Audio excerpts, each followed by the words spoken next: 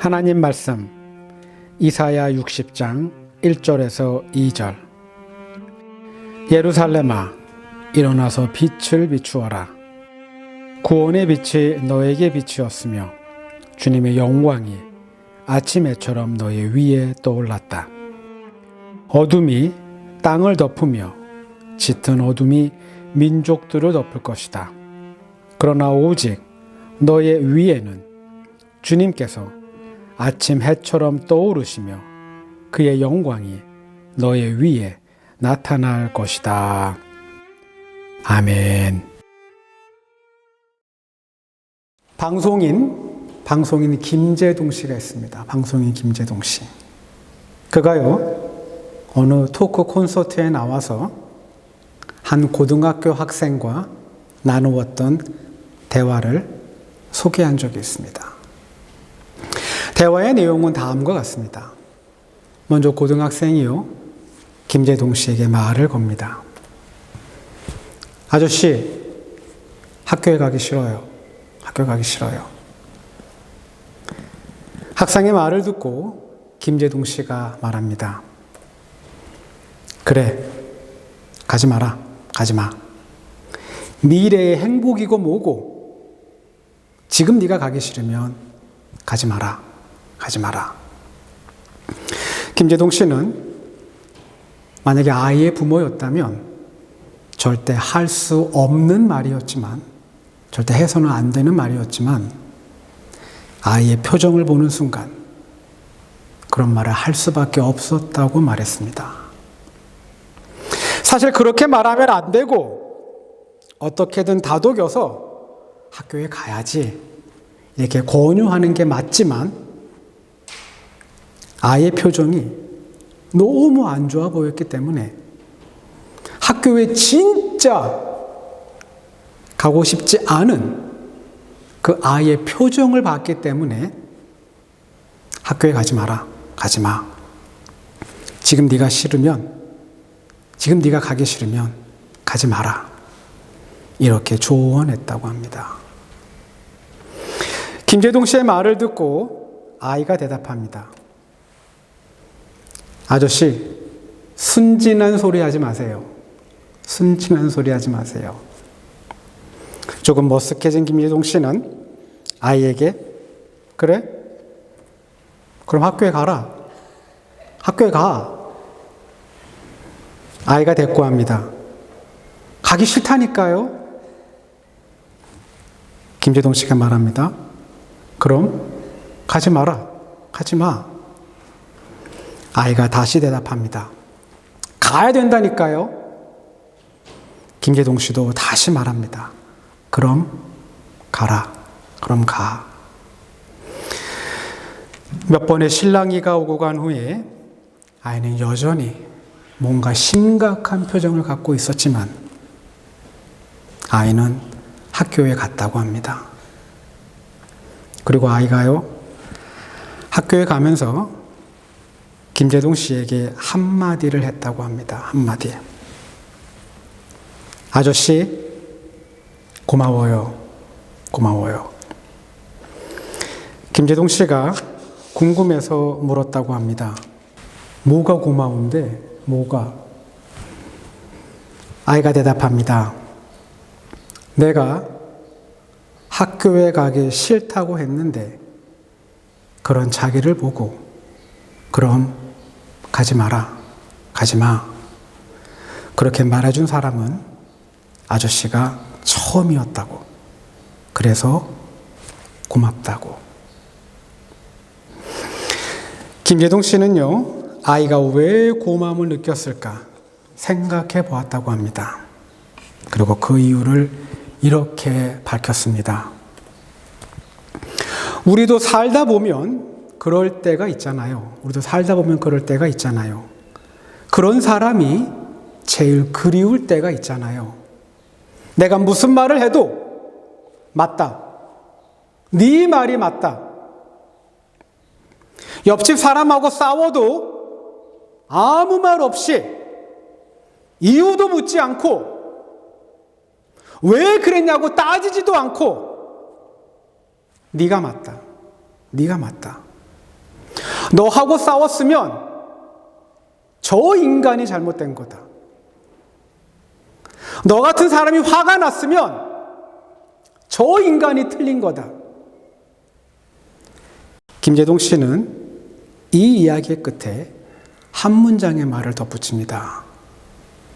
누군가가 옆에서 이렇게 말해주면, 이러면 화는 풀립니다. 우린 이 마지막 말에 공감할 수 있습니다. 우린 공감할 수가 있어요.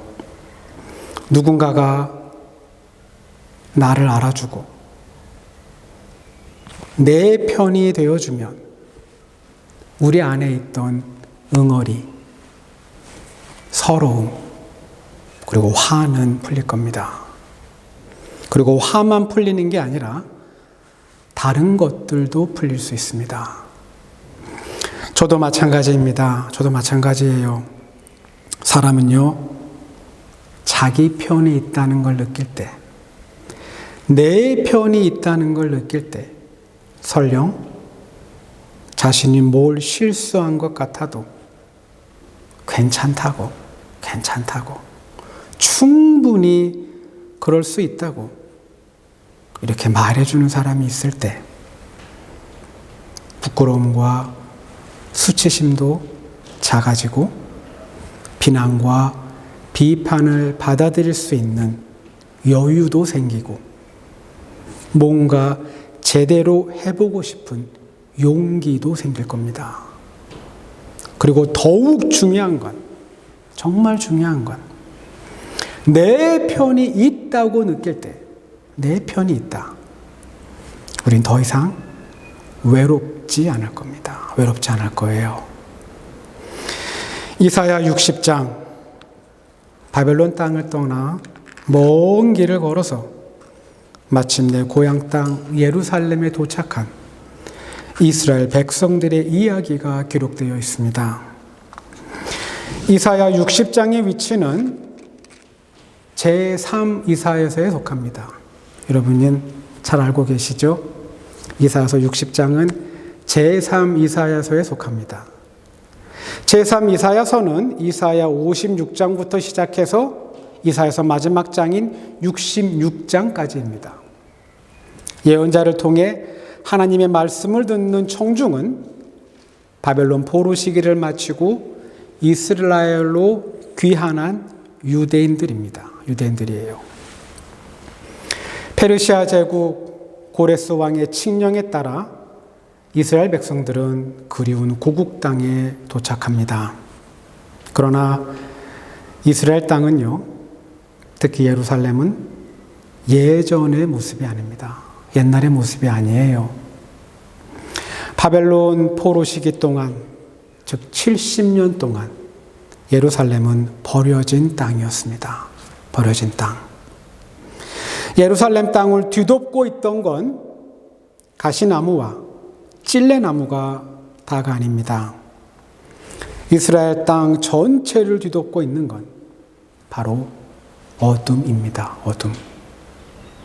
절망과 패배의 어둠, 좌절과 체념의 어둠이 깊게 덮여 있었습니다. 희망을 갖고 고향 땅으로 돌아왔지만 성전은 파괴된 채로, 그리고 성벽은 무너진 채로 있었습니다. 매우 어려운 상황이기 때문에, 정말 힘든 상황이기 때문에 모든 유대인들이 힘을 합쳐서 재건에 힘쓰고 서로 도우며 살아야 하는데 실상은 전혀 그렇지 못했습니다. 바벨론에 잡혀간 사람들은요, 왕족과 귀족, 그리고 최소 중상층 이상의 사람들입니다. 중상층 이상의 사람. 그리고 예루살렘에 남겨진 사람들은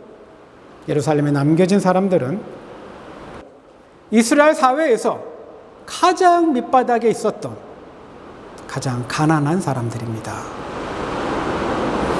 이 사람들이요, 포로로 끌려가지 않고 예루살렘 땅에 남겨진 이유는 바로 식민지 지배 정책 때문입니다.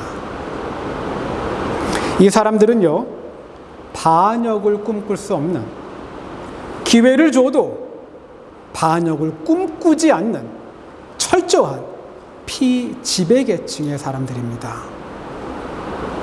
늘 지배만 받던 사람들, 바벨론 제국은 굳이 이 사람들까지 포로로 잡아가지 않았던 겁니다. 70년 만에 왕족이었던 사람들이, 한때 왕족이었던 사람들이, 그리고 귀족이었던 사람들이, 그리고 많은 땅을 소유했던 사람들이 예루살렘으로 돌아옵니다. 무너진 땅에서, 폐허가 된 땅에서 신분과 출신은 그렇게 중요하지 않을 수 있습니다. 그런 걸 따지기에 앞서 너가 어디 출신인지, 너가 전에 어떤 신분을 갖고 있었는지, 그런 걸 따지기에 앞서서 서로 힘을 합쳐서 성읍을 세우고 갈라진 성벽을 메우며 성전의 기초를 다시 쌓아야 합니다. 근데요, 안타깝게도 이스라엘 사람들은 그러지를 못합니다. 부자들은요, 자신들의 경건 생활을 위해 금식을 하면서도 일꾼들에게는 더욱 고된 노동을 시킵니다. 70년 동안 자유롭게 살았던 사람들이 무리한 노동 때문에 이 사람들이 하소연을 하자 주먹을 휘두르고 폭언도 서슴지 않습니다. 먹을 것이 없어 굶주린 사람들, 집이 없어 떠도는 사람들, 옷이 없어 헐벗은 사람들, 이런 사람들이 예루살렘 땅 안에 넘쳐났습니다. 그러나 사람들은요, 어려움에 처한 사람들을 보면 이런 사람들을 도와주기는커녕 그들을 피해서 숨었습니다. 숨어요. 예루살렘은 하나님의 도성이었지만, 하나님의 성이었지만 절망과 어둠이 가득했습니다. 때때로 우리가 마주하게 되는 어둠은 실제 보이지는 않습니다. 우리가 마주하게 되는 어둠은요, 실제 보이지는 않아요. 그러나 그 힘은요, 모든 것을 집어삼키며 사납게 흘러가는 강물처럼 느껴질 때가 있습니다. 결국 그런 어둠을 경험하게 되면 우리가 할 수 있는 건 절망이 다입니다. 절망하는 것. 절망 외에 우리가 할 수 있는 건 거의 아무것도 없다고 느껴집니다. 이사야서 60장, 그 당시 이스라엘 백성들이 느꼈던 어둠은 바로 이런 어둠이었을 겁니다. 바벨론 땅에서 돌아온 사람들, 그리고 예루살렘 땅에 남겨졌던 사람들, 그들 모두 조금씩 의심이 이제 확신이 되고 불확실한 것들이 점점 더 뚜렷해집니다. 그건 우린 결코 하나가 될 수 없다는 것. 하나가 될 수 없다는 것. 그렇기 때문에 폐허가 된 성읍은 다시 쌓을 수 없다는 것. 갈라진 성벽은 절대 메울 수 없다는 것. 무너져 내린 예루살렘 성전의 기초조차 절대 다시 세울 수 없다는 것을 예루살렘에 사는 모든 사람들은 천천히 그러나 분명하게 확신했을 겁니다. 이런 절망적인 어둠이 가득한 상황에서 해야 할 일은 있지만, 반드시 해야 할 일은 있지만 아무것도 할 수 없는 상황에서 공존해야 하지만 제대로 어울려 살 수 없는 상황에서 하나님의 말씀이 선지자 이사야에게 임합니다. 이사야 60장 1절에서 5절입니다. 예루살렘아, 일어나서 빛을 비추어라. 구원의 빛이 너에게 빛이었으면 주님의 영광이 아침 해처럼 너의 위에 떠올랐다. 어둠이 땅을 덮으며 짙은 어둠이 민족들을 덮을 것이다. 그러나 오직 너의 위에는 주님께서 아침 해처럼 떠오르시며 그의 영광이 너의 위에 나타날 것이다. 이방 나라들이 너의 빛을 보고 찾아오고 뭇 왕이 떠오르는 너의 영광을 보고 너에게로 올 것이다. 눈을 들어 사방을 둘러보아라. 그들이 모두 모여 너에게로 오고 있다. 너의 아들들이 먼 곳으로부터 오며 너의 딸들이 팔에 안겨서 올 것이다. 그 때에 이곳을 보는 너의 얼굴에는 기쁨이 넘치고 흥분한 너의 가슴은 설레고 기쁨에 벅찬 가슴은 터질 듯 할 것이다. 풍부한 재물이 백길로 너에게로 오며 이방 나라의 재산이 너에게로 들어올 것이다. 하나님께서 이스라엘 백성들에게 내가 너의 편이 되어주겠다고, 내가 너의 편이 되어주겠다고 말씀하십니다. 다른 나라에는 어둠이 덮여 있어도, 다른 나라에는 어둠이 덮여 있어도 오직 예루살렘만은 하나님이 주신 빛으로 가득할 거라고 말씀하십니다. 어둠이 땅을 덮고 짙은 어둠이 나라와 민족들을 덮고 있지만 오직 이스라엘의 백성들의 머리 위에는 아침 해처럼 환한 빛이 비추고 이스라엘 백성들 머리 위에는 주님의 영광이 가득할 것이라고 말씀하고 계십니다. 그래서 비록 지금은 가난해도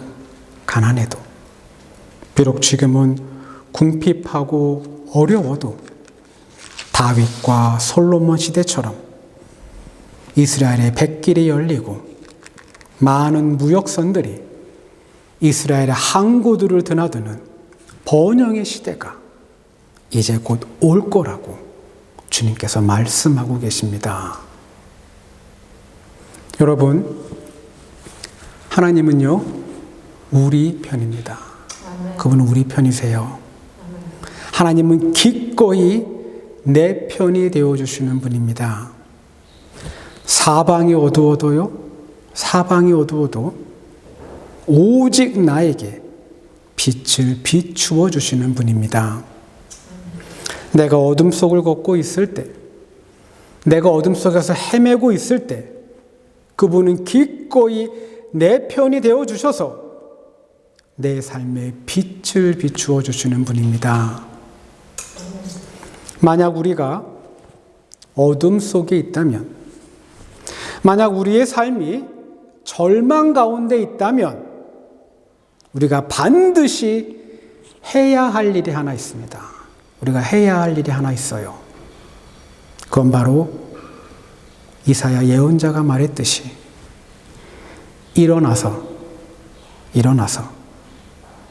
좌절한 채로 고개를 떨구고 어둠을 응시하는 게 아니라 일어나서 고개를 들어 빛이신 주님을 바라보는 것입니다.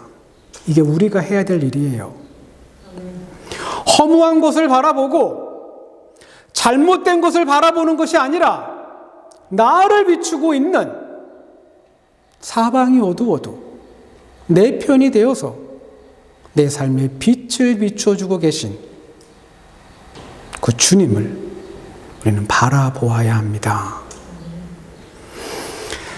우리의 삶은요, 고단합니다. 늘 고단해요. 매우 고단한 우리의 삶은요, 때때로 깊은 어둠에 덮여 있기도 합니다. 그래서 우리의 시선은 늘 어둠에 고정되어 있는지 모릅니다. 우린 어둠을 보는 게 익숙해져 있는지 몰라요. 근데요, 내 삶에, 우리의 삶에 절망이 가득해도, 내 안에 어둠이 가득해도 괜찮습니다. 괜찮아요. 그동안 내 삶이 어둠과 절망의 지배를 당했어도 괜찮습니다. 괜찮아요. 왜냐하면 이제부터 지금부터